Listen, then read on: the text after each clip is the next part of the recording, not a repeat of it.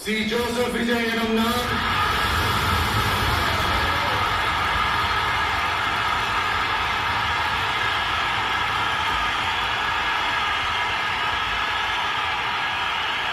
சட்டப்படி அமைக்கப்பெற்ற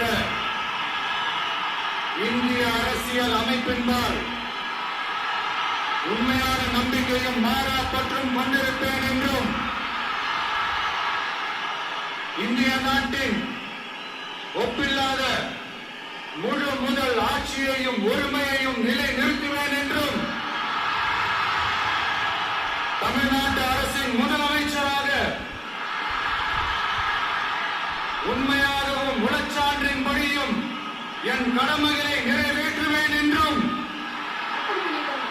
அரசியல் அமைப்பிற்கும் சட்டத்திற்கும் இணங்க அச்சமும் ஒருதலை சார்பும் இன்றி விருப்பு வெறுப்பை விலக்கி